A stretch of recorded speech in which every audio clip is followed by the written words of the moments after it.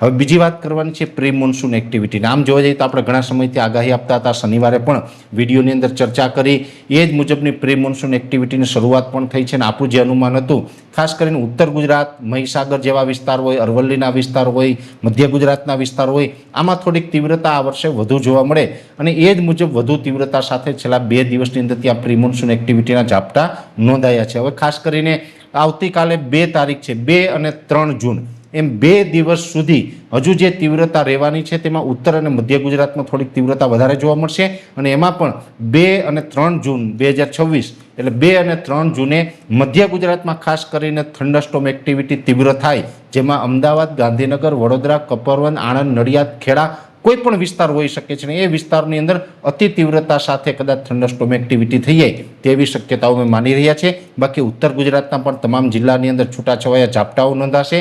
મધ્ય ગુજરાત અને મધ્યપ્રદેશ બોર્ડર લાગુ વિસ્તારમાં પણ ઝાપટા નોંધાશે. સૌરાષ્ટ્ર અને દક્ષિણ ગુજરાતની અંદર પણ આવનારા 2 દિવસ ઝાપટાઓની શક્યતાઓ છે, પણ એકદમ સામાન્ય ઝાપટા પડશે, બહુ હેવી ઝાપટા નહીં જોવા મળે. હેવી ઝાપટા કે હેવી પ્રી મોન્સૂન એક્ટિવિટી છે મધ્ય ગુજરાત, ખાસ કરીને અમદાવાદ આસપાસ કદાચ થઈ શકે એવી શક્યતા અમે માની રહ્યા છીએ. એટલે આ મુજબની પ્રી મોન્સૂન એક્ટિવિટી છે અત્યારે ચાલી રહી છે અને આગળ પણ હજુ આ પ્રી મોન્સૂન એક્ટિવિટી છે આમ તો 4-5 તારીખ સુધી આપણે તીવ્રતા સાથે જોવા મળશે. એ પછી તેમાંથી હળવું પડતું જશે અને જ્યાં સુધી ચોમાસું નહીં આવે ત્યાં સુધી દરિયાઈ કાંઠાની અંદર પ્રી મોન્સૂન એક્ટિવિટી છે ચાલુ રહેશે.